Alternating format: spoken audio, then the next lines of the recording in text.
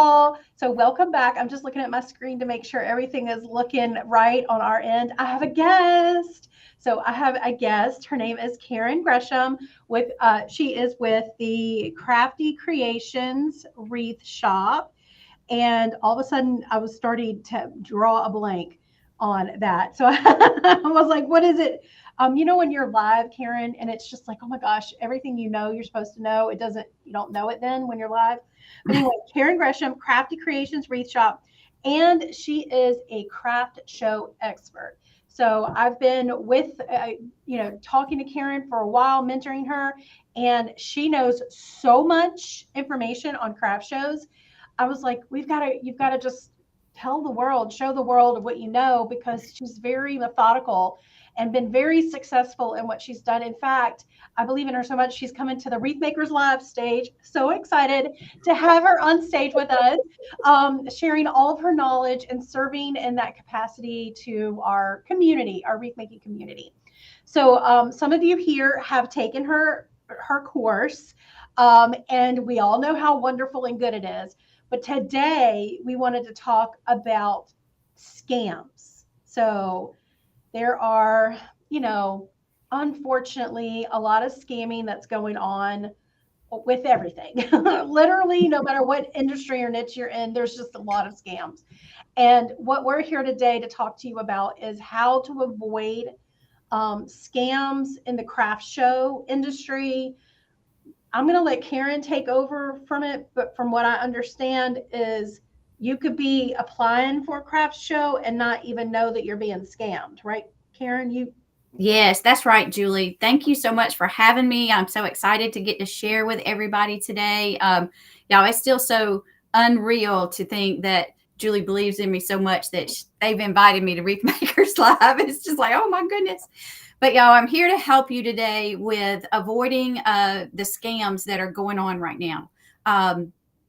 It's just like every other phone call you get is possibly somebody trying to scam you out of something, and that it's no different, unfortunately. As a craft show vendor, when you are trying to apply for craft shows, there are they're out there, they're trying to get your money, they're vying for trying to trick you into a quick decision and letting go of your money fast. And I want to share with you how you can avoid that, because it scares me to think about that.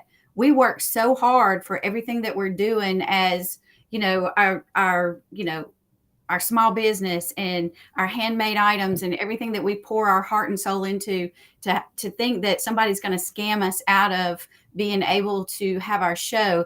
It makes me mad, and I don't want that to happen to y'all. So as I was noticing in some of the groups that I'm in, some of the things that are being posted, I'm just like, oh, y'all don't fall for that. Y'all look at this. This is so wrong. And we'll talk about that in a minute. Kind of how do you know it's a scam? But yeah, I just wanted to share with everybody, and hopefully prevent you from going down that road and that disappointment and frustration. It's just, I hope we can avoid it. Yeah.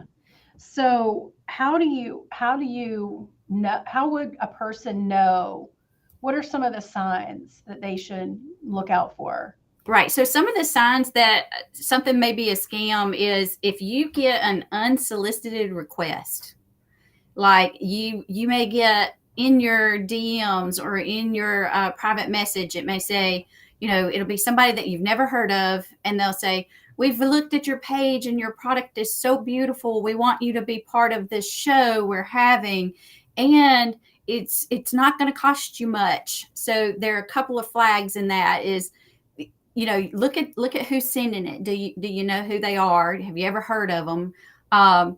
They're offering something quick. They're complimenting your stuff. Not to say that people wouldn't tell you your stuff is pretty, but to just get something out of the blue to say how wonderful your product is and you'd be perfect for their event. And it's the fees are very low compared to what they're telling you the event's going to be. Those are all big red flags.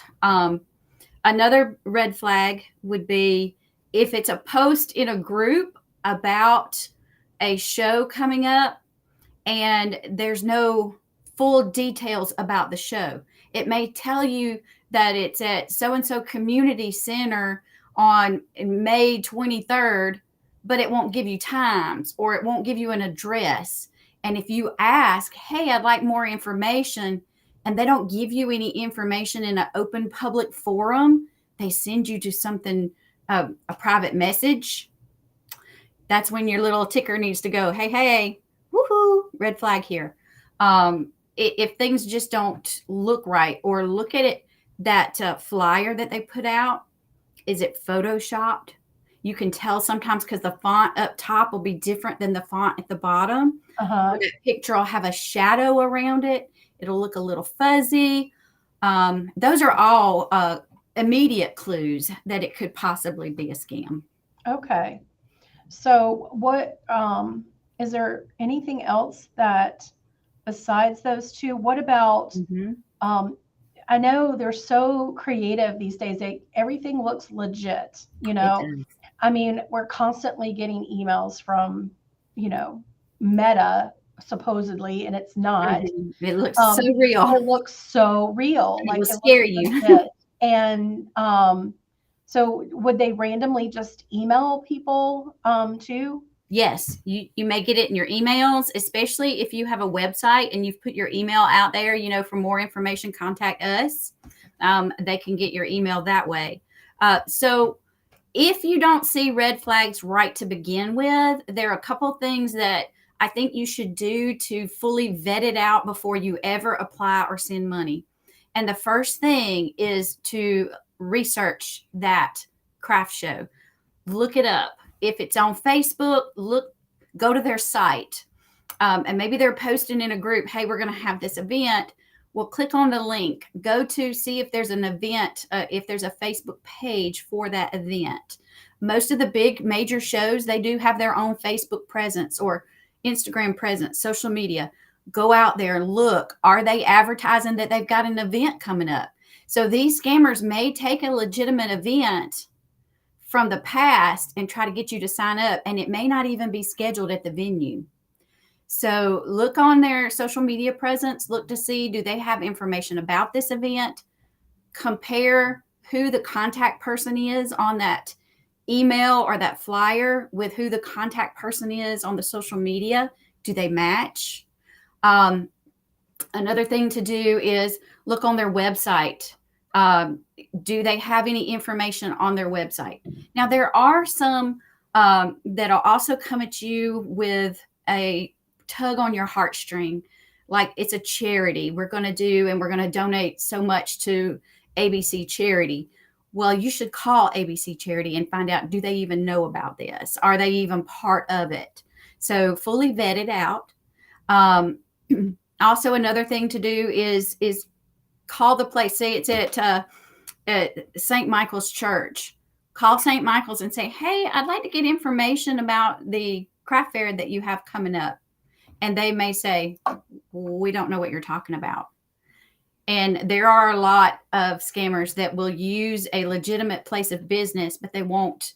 They depend on you making an instant quick decision and not checking it out and finding out that that's really not happening. And then by the end, you've already given them your money and they're gone. Okay. Right? So that leads me into another thing. If they're pressuring you, if that coordinator, a legitimate coordinator is not going to pressure you to pay today or lose your spot, because they've probably got a wait list a mile long, and they're just not going to pressure you into getting a spot because they know that they can fill it. But a scammer, he's got the fish on the hook. He's reeling you in. They want your money right now. They're going to pressure you. They're going to say, if you don't pay by such and such a time, you're going to lose your spot. Be wary of that. Also, they're going to ask for a quick form of payment. Mm-hmm. They're going to ask for things like a Cash App or a Venmo or a Zelle or even PayPal. There are people being scammed with PayPal. So those, I am very weary or leery, I guess, of anybody asking for those. Now, don't get me wrong. You may know an event coordinator personally, and you, like an event that I just did, I know the lady personally. It was their very first show they've ever done. But since I've known her forever, And I know that this event was truly happening. And she gave us an option of paying with Venmo, but I didn't feel comfortable with that. I need my business records to reflect that I paid. So I sent her a check, and she was Yeah. fine with that. So, and you're not protected with those quick cash methods. You're protected if you use your business card. To a degree, you can dispute the charge for a service never rendered. It kind of maybe protected with the bank. That's a little bit more difficult, but all those other avenues, your money's gone. Yeah. So those, if they're asking for that and they're pressuring. Now, what about like if you act now, you get a discounted rate, it's typically this, but if you act today, pay now, you'll get it at a discount. That's a I red lump flag. that. That's right. I lump that right in with the scammy. With it, it just feels a little smarmy. Now, you may have event coordinators. What they will tell you is we're going to do 3 rounds of entries. Get your application in at the beginning, and it's first come, first serve, and we will fill the spots until we run out of those applications, and then we may open the second round. I mean, they will have those type of entries and processes, but I've never heard of one really offering a discount if you pay it now. And then that would also be, even if they had that entry series of entry guidelines, that would be public on their That's right. website, public on their Facebook and page and things like that. So That's right. That is another thing that you look for. Are they truly asking you to apply to the show, or are they asking you for your money? So if they're truly asking you to apply for the show, there's going to be an application. There's going to be a vendor's rules and regulations that you read over to decide. They're going to ask you about what product you're selling, because they need to know all that for the setup of their show. So if they're not asking you that, that's another red flag, because how do they know that they have enough room for the vendors? They just want your money. yeah. They're just asking for that money. And then one other thing too, and it just flew right out of my mind, talking about things leaving your mind. I know. It's so common. The entry fee. If the entry fee sounds too good to be true, really dig and make sure that that's truly a legitimate show. For example, if they're telling you that it's a 3-day show and they expect 10 to 20,000 people to come through on these 3 days, and your vendor fee is $50, that does not compute, because they can't even put on a show of that magnitude if vendors are only paying $50. So the bigger the show, the higher the price of entry. And if it's way low like that, that's another flag that would cause me to dig really deep before I said yes. Yeah, I think that people just don't think like that. They just, if you're new to the craft shows, you don't even think that, oh, your entry fee is what's paying for all of this. They just never even thought to think like that. So right. That's a good thought. And we're so trusting. I mean, we trust that if it comes across in a format that is very formal, that it's legitimate. Yeah. And in this day and time, we have to even question the legitimate looking things. We have to dig, do your research. But my number one tip would be, and guys, this is something I just did 2 weekends ago. Go and check out the show before you try to become a vendor at the show. And what that's going to do for you, that's going to help you so much, because you're going to get a feel for the flow of the show, what type of people the show is drawing. You also get to look at how the vendor layout is. I go check out vendor parking. Can I get my truck and trailer in and out? Do I have to tote everything 4 miles to get to my booth space? Wow. Great. These are some good questions that you cover also in your craft show course. That's right. Okay. Yes, because I want y'all to be able to make a good decision and to be able to go and feel confident that you're ready. And and just get all your questions. And it's hard to know when you're first starting out, it's hard to know what to ask. And I've learned these things over the past 12 years. I've been doing to 6 to 8 shows a year. And each show, I'm still learning. I still learn. Each show, I learn something new to add to my little list of things I need to check before I leave the house. Yeah. We always learn the hard way on that one. Um, so okay, so the other thing that popped into my head is one of the things about going to see the craft shows is you can almost discern too. A lot of times do you get that they hype it up and hoopla it up through the advertising and stuff like that. And then when you actually get to the show, it's like, wait a minute, this doesn't feel like anything that they were advertising. Like the Mm-hmm. turnout wasn't what they were, said was in the advertising, Mm-hmm. or, I don't know. Do you ever see that, or is that something that's common? I do. I do. And the one that I just went to, when I got there, I was unsure of, I had never been there before. It was 3 hours from the house. So the hubs and I loaded up and we drove up there. And I was I was really impacted by the number of, or I guess the variety of handmade vendors that were there. So I like to go because I have a handmade product. I like to go to craft fairs that have lots of people with handmade products. It just draws the crowd that my target audience is in, right? And so this show had a lot of artisans there. A show that I did and went and checked out 3 weeks ago, they said, oh, we've got 150 vendors.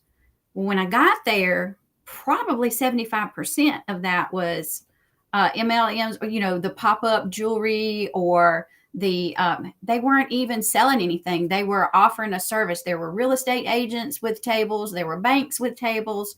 There were schools with tables. It was not a craft show. So I was so glad I went and checked that out, Oh, because that's true. 150 vendors might sound like it's going to be a big show. Yeah. But if half of them aren't even selling product, it's not likely to draw someone that wants to get a handmade wreath from me. Okay, that's a good point. So those are and y'all, she has a free opt-in, like a freebie for you for a video to go very in depth with finding, how to avoid scams and being scammed. But let's talk about your course that's Oh, that's coming up. So tell me a little bit about your course. It's starting next, I want to say next month, but really that's next week or what? right. It starts June the 8th. So Okay, we're June the coming up 8th. 13 days. 13 days. Okay. So this course, we start from the beginning all the way to going to the show and doing everything. I cover in depth. It's 5 nights, and I share everything I've learned. I put it all out there for you and answer your questions as we go. We talk about how do you find craft shows. We I'm talk gonna about, I'm gonna share real quick the screen just so they see it. oh, okay. And Um, I talk about, how do you identify your target audience? Who's going to buy your stuff? That's the shows that you need to find. So once we determine who's buying your stuff, we talk about how do you find the shows. And then once you pick a show, we talk about what do you need to do to get ready? When do you need to start preparing? Because guys, like, believe it or not, right now is the time to start preparing for fall. I want to get you ready for fall. That's why I'm offering it in June. I was going to wait till the fall, but that's going to be too late. yeah, those people are gearing up, I mean, Yeah, you need to be summer's figured. going, summer's happening now. People already got their summer shows pretty much narrowed down. I think we had somebody in the Wreath of the Month Club group. I believe it was Beth, and she was saying, I need, what do I need to do? What do I need? It's coming up soon, and she's just diving in, and she's like Mhm, clueless, and mhm, and so yeah, do your research because a lot of times these shows might not be the right fit for you, like you said, mhm, or they might, not, even if they are a big show for crafters, they might not be the crafter, show for you. You just have to mhm. go look and see what these Mhm. shows are. But now the holidays are coming right around, Yes. and everybody loves a good holiday craft show. And the biggest question is, how much inventory do I take? There are two big questions. How much inventory do I take, and how do I price what I take? And how do I set my booth up? I guess there's three questions. I could just go on and on. How do I set my booth up? I'm a one lady show. How do I get it all done? And we talk about all of that. I offer suggestions. I've got several quick videos on how to set up your tent, how to do your tent weights. I'm offering some great spreadsheets on how to determine your inventory, setting your goal for the show so that you can determine your inventory needs. And then when do you start shopping and buying and making? When do you get all that done? So I've got some great checklists and a planner that will really help you. And that's what, I am a list maker. Mm-hmm. And I am a organizer from the way back. I can remember in school, it all started in school when we used to get stars when we would achieve a lesson or read a certain book, we would get a star. And my thing was to get all the stars. So I like to have all the things ready, and I want to share them with everybody so that they can go and be confident and be ready. Because the summer, I don't do craft shows very much in the summer because it's too hot down here in the South. Yeah. So I take the summer to get ready for the fall because I will be doing, I think I've signed up for 3, possibly 4 craft shows this fall. And I work a full-time job, guys. I'm working full-time. So And then I'm figuring this stuff out at night and on the yeah, weekends. And so I'm a weekend warrior. And that's kind of what I've deemed the alumni of the Craft Show Masterclass. We're the weekend warriors. I love that. And we keep our community going even after the class. I love that. The other thing I like that, so I've seen your planners and they are so good. They are so Thank good. you. They look so professional and definitely something I would want to print and bind. And just basically, it's a planner, and it just plans out that whole craft show from start to finish. And one of the things that I like what you do is the analyzing after the show, because I think a lot of times people will go into a show, maybe their first or second. It's definitely they're just getting started and they feel like things didn't go their way. Mm-hmm. And, when after talking to you for a while and you're like, no, literally everything is a learning experience, even if it didn't go your way, then you know what to do differently next time so that Mm-hmm. you don't have the same results.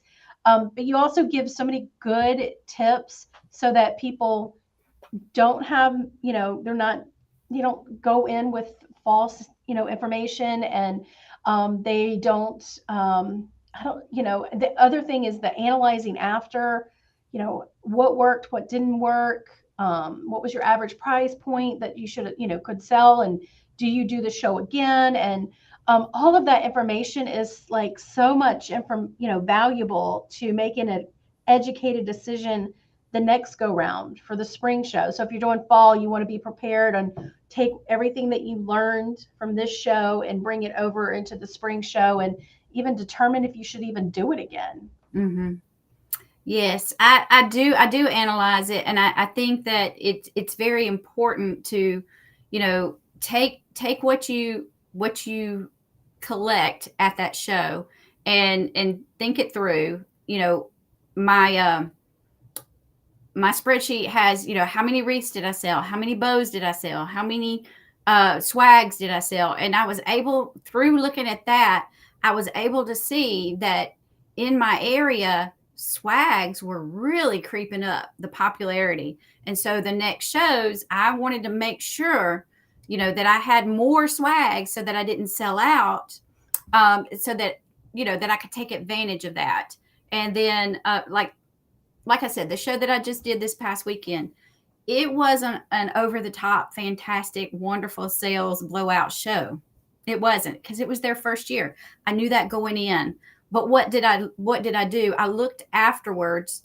I looked at, who did come, who signed up for my email list. How do I reach out to them? How do I nurture those who did buy from me and offer them to come back to me, get them on the email, thanking them for their purchase, asking them to send me a picture, let me see how it looks, and then putting a tickler in my calendar to send them, hey, I'm going to be back at the show this fall. Let me know if you want something before the show, and I can have it ready, and you can just pick it up day of show. And that's one thing So I was going to say is that you are so good that you are making sales before you even get to the show, that you start the show already with sales because you have nurtured your customers and they know to get on your email list. You send them an email, they come pick up their custom orders, and already you've got momentum. You've got traffic in your craft show booth. You've got people already observing other transactions being made, which gives confidence for the next person who might be watching. I feel like when people are watching transactions being made, they almost are like, oh, well, I feel better about doing this with her. I feel better about making this purchase. And so you start the craft show already making sales based off of your marketing efforts. And then you take the custom orders. So even after the show ends, you still have custom orders to fill. So you're making money after the show. So, I mean, I love that the way you've set all of that up and the way you're teaching it. So, and I noticed somebody commented that they only do shows that they know they'll make money at, and they tend to do the same show every year. And that is a fantastic strategy, because if you hop around show to show to show and there's no consistency in where you're at, it's hard for your customer to know where to come. But like, I have been doing one show since 2012. I've done every spring and every fall for the past 12 years. My customers know exactly when I'm going to be there, where I'm going to be, and then they start reaching out. So if you can find those shows that you're making money at and stay on their vendor list and go back year after year, you're going to be amazed. The first year you might not do so well. And that was one of the things, this new show that I went to, I know that this show is going to grow. And I just feel it in my bones. This is going to be a good show, and it's going to grow. And so I wanted to get in at the very get-go so that 3 years from now, I can be one of their inaugural vendors that, started with them. And so the community will learn, hey, I need to go there and get a wreath from Karen. She's going to be there again. So I would encourage you to do that. Do multiple shows. Go back to even if you weren't successful I give it at least twice, unless I have just an awful experience with the coordinator, or if I get there and it's just not a safe place to be. Yeah. Because some shows are in some sketchy parts of town and you may not feel safe. Yeah. Or if it's a show that is just, I just determine right off it's not where I need to be. It's not my audience or my target customer base, then I won't go back to that. But if I have just the inkling that it's going to be successful, I'll try it again. Okay. Facebook user wants to know, is it a failed show if you don't sell out? No, not to me. Not to me. I say there are no failed shows. There's lessons learned, but there's no failed show. Now, if you needed money and you were dependent on that to pay the car payment, then I don't know that was the right expectation to put on your show. You see what I'm saying?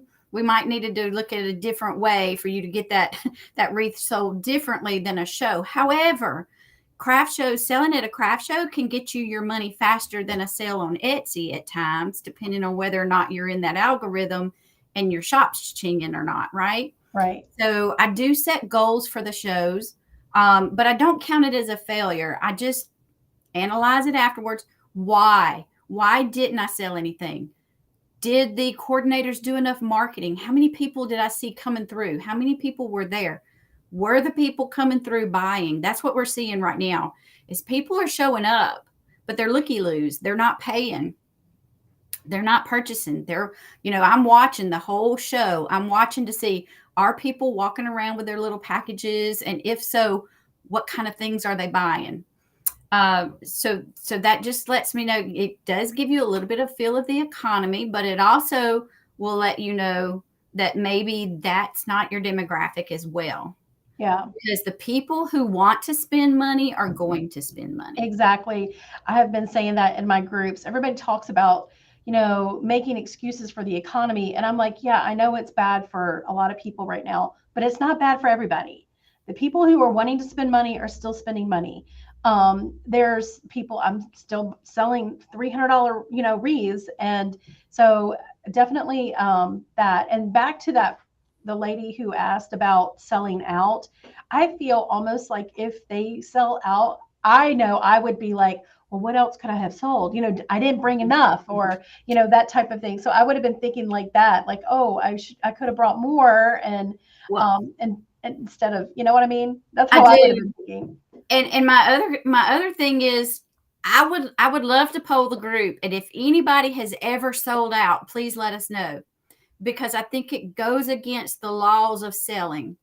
Because once you get down to a certain volume in your shop, in your booth, people stop buying.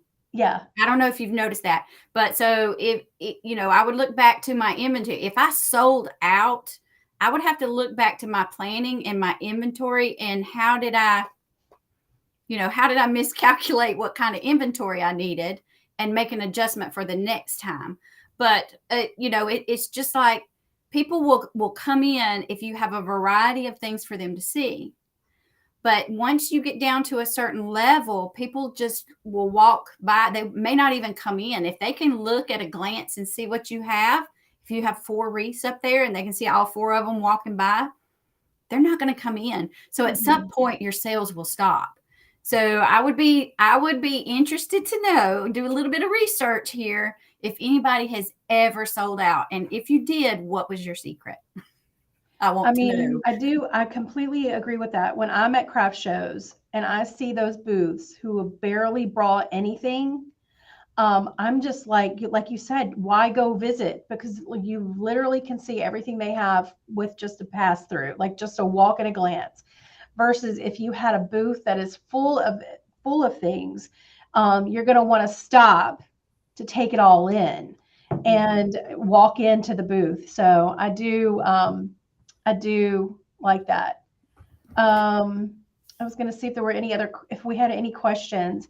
So let's see. I see one about where do I store the wreaths that I don't sell. Oh, okay. So that's a great question. I have them everywhere. The answer to that is everywhere. They are in my office at work. They are on the walls at work. They are in the closets. No, but I did have to rent a storage building, a climate controlled storage unit, and I've got some footage on my Facebook page that shows how we've got that set up. My hubby has done a fantastic job setting up some racks in there. So I can go in and easily take a spring rack in and come out with a fall rack and put them in my trailer. But I have been able through my craft show earnings to buy a trailer. And so I'm able to keep a lot of my inventory in the trailer for the next go around. And as I'm making them for the show coming up, I'll put them in the trailer. But yeah, I did have to rent a storage unit. Okay. And then also you can sell them on Etsy, right? Like the items that don't Yes, sell. yes. Right. So what I do is I try to take pictures as I make them. But when I get really, really down to the wire and in the mode where I'm making, 4 or 5 a night, I just can't take all those pictures. So after the show, what doesn't sell, we'll bring into the shop. I'll take pictures and I'll get them posted on my Etsy shop. Okay. Let me, I had somebody ask, somebody said they had sold out. She says she sold out, a Facebook user, several years at the Apple Fest weekend show. They have over 40,000 visitors each weekend. Oh, she was in the right place with the right target audience, wasn't she? They were ready to spend money. That is fantastic. So, okay, we didn't talk about this going in, and I sent you a couple of messages about the Z-shape booth. What do you call that? It's like a phenomenon that is happening on TikTok. But somebody just literally asked about that. Can you describe the Z-shaped booth for us? So the Z shape, right? Think about a 10 by 10 space. Okay, you got a square space. Square, however you make a square space. And a lot of vendors are doing a U shape where they'll put a table here, a table on this back wall, and a table here, right? To make that a U shape. So the Z shape, what the Z shape does is it puts a table across the front, a table down the center, and then a table across the back. And that allows the flow of people to come into the booth a little bit better. And then the person can stand like right here out of the flow of traffic, and do their checkout station maybe over here. So it's just a way of a different look that entices people to come into the booth. And it doesn't feel as cave like or as Yeah. confining. And then some people in that shape, they'll put, and it depends on your it depends on your visibility around your booth. So sometimes you'll be packed in like sardines. Like you'll have your booth here, the next booth here, and there's no space in between it. And it just marches right down a line. But sometimes you may have visibility on 3 of your 4 sides, or you may have all 4 sides visible. So for those times, people like to put, if they're just, they may put a table across the top and the people never even come into the booth. So there's the L shape. They'll put the tables here and then go down one of the sides in an L, and nobody really ever even comes into the booth space. So those are the 3 main layouts if you're using a lot of tables. Yeah. There was just a bunch of hoopla on the Z shape increasing sales at craft Mm-hmm. shows. And I thought, ooh, that would be good to talk about in your Because you course can display with more. and You can highlight more. drawing, how you Mm-hmm. can draw it out like a graphic. I think people look at those graphics and Yeah, they understand it a little bit better. I tried to draw one time and my people said, please don't draw anymore. So I might have to get the hubs to draw it. Let's see. What if I only have an SUV to transport my product? Is that enough space for a show? Well, that all depends on how much you want to sell at the show. And um, if you're just getting started, I started with my SUV. But if you're really wanting, at some point, you got to make a decision. If you're really wanting to have a $8,000, $10,000 show, you cannot get that much inventory in your SUV. So in those cases, as you grow, start slow. And as you grow, when I first started, I had my SUV. Then I took 2 vehicles. And then I graduated to renting a U-Haul because I could rent it for the weekend. It was kind of cheap. And then I saved up money, and then I eventually purchased a trailer, an enclosed trailer. I started out with a 6x12. Now I got a 7x16. Mm-hmm. So you'll grow as your experience grows and your desire to do more grows. Then you'll outgrow your SUV. But if you're very comfortable with what you can sell in a show with what you can put into your SUV, then by all means, that's perfect for you. And I think what you said at the very beginning is an eye opener for a lot of people. What do you want to make? What is your goal? Because a lot of times people just jump in thinking, I'll just figure it out and see how it goes. Versus, okay, I have a goal. I've got to make back my booth fee. I got to make back my rental. Most times, people are traveling and need a hotel room or gas and things like that. You have to have a baseline, like a bottom line. Like I've got to make this amount of money back before the profit kicks in. And I think a lot of people don't take the time to figure all that out. They just jump in to see how it goes, kind of mentality. And that's where you start learning a lot that first year when you go that way. You do. And there's a comment on here. I can't tell who it's from. It just says Facebook user, but it says, the last show I did, she told me I would have to sell at least $2,000 worth in order to be invited back to the next show. I only did 700. That's far from the 2,000. Is that a target I should shoot for? That's very interesting to me for a show coordinator to tell me how much I have to sell. I know. I would question that a little bit more, because how much advertising are they doing to ensure that you've got the volume of customers coming through that would allow you to sell that much product? So there's got to be a commitment from them that they're going to bring in the crowds. How And are they there's even no going to keep track of who's selling how much? really, that would kind of put me off a little bit. Yeah, a little red flag there. But you do you if you're comfortable with it. But I would look at, how much is the price of your product, and your average price, and how much product would you have to sell to make that 2,000? And if you've already done the show once and you didn't do that much, I would look back to ask her how many other vendors, if she's going to ask you personal, I'd ask her personal, how many other vendors have met that goal, and what is she doing to help with that? I mean, the only thing I can think of is that they're just trying to ensure that they're putting the right craft person in their show. So they want to make sure everybody is making sales, and that's a good way of determining, well, their customer base that they're bringing in might not be a good fit for that crafter. I don't know. That's I've never heard of that either. Yeah, that's interesting. Maybe it's a new tactic that coordinators are using. I don't know, but I would be hard pressed to. I don't know. I'd have to think really hard on that one. Yeah. So how many wreaths do I get in a 7x16? I can put.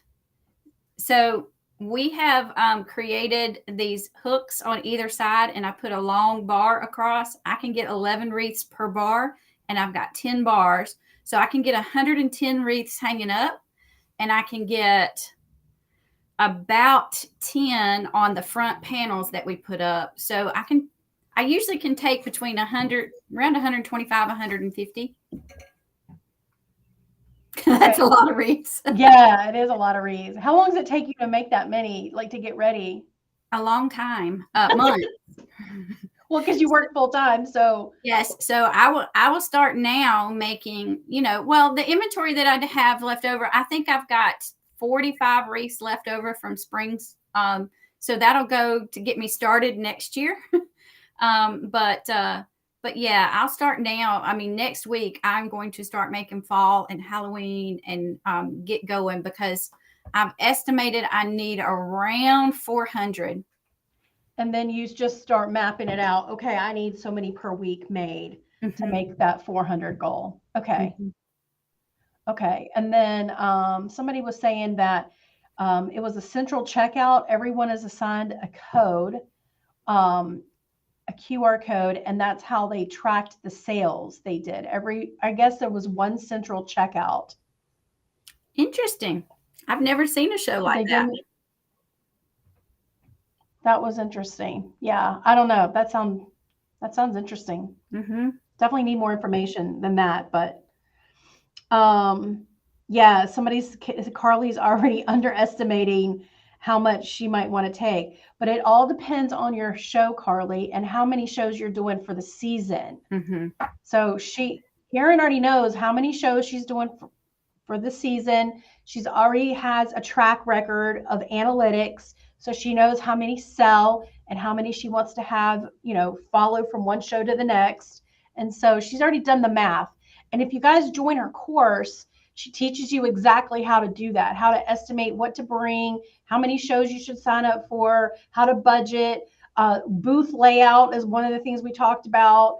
How long does it take to do a booth layout? Should you even practice doing a booth layout? What about signage?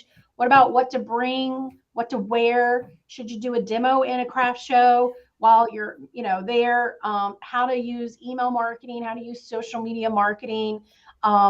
Basically what payment methods you need to have. What if you have Wi-Fi? What if you don't have Wi-Fi? How do you link your Etsy shop in with your craft show sales so that it's automatically deducted out of your Etsy shop when it sells? She goes through like literally all of these things with this 5 session course. So it's not it's 5 sessions and it's 5 days, right? And it starts June 8th. But first, just join her mailing list. Let me see if I can find that link. Just join her mailing list. She'll let you know when the cart is open. It's going to be coming up in June. If you use the link that I just posted here, that is an affiliate link for me so that she'll know how many people signed up to the mailing list based off of this one video. See, all about analytics. And she's going to send you information about not getting scammed when you're researching your craft shows.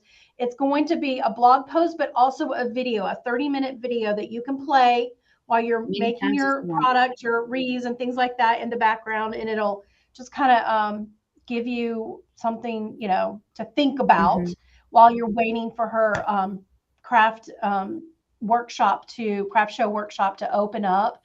And then you'll be on her emailing list, and then she'll send you emails when it's ready to open. So I'm excited that she's doing this again. She's served hundreds of people already, and nothing but good things to say. I know they're in our Wreath of the Month Club group, and they talk about how wonderful the course was and how Thank helpful it you. was. So I'm so glad that you're, back here on our channel again. And then any questions, you guys, if you're watching the replay, you could just hashtag replay and ask a question. And Karen does come back and monitor them. And but if you get on her mailing list, and she's gonna educate you all about it. Yes, and I learned from you guys, just like we learned today about that different setup for a craft show. So I'm gonna have to go out and check out how that works. So that's very interesting. So but yeah, and it's all about how, I want to share with you guys, how do you take and plan out so that it's right for you. I could tell you how I do mine, but it may not be what's right for you. So it's more important for you to learn how to make your own plan that's right for you so that you can be successful than it is for somebody to just tell you exactly, hey, this is what you need to go do, Yeah. So but yeah, I'm here to help you in any way I can. Yeah. All right, you guys, I think we're going to end it there since it's been over 45 minutes. We see a couple of questions we might not have seen. Do you have a list of craft shows that are good to attend? I think that's going to be so different for everybody because of, where we're located. But right. We'll talk about the we've got characteristics that you want to look for in a craft show that you want to attend. But I don't really, because it's so varied across the country and we have people from all over in the class. And I haven't done shows outside of Georgia, Alabama, and Florida. So. And you do have ways of finding shows in their area. Right. So you do offer that. Yep. All right, you guys, thanks for joining us, and we will see you next time. All right, bye, y'all. Bye.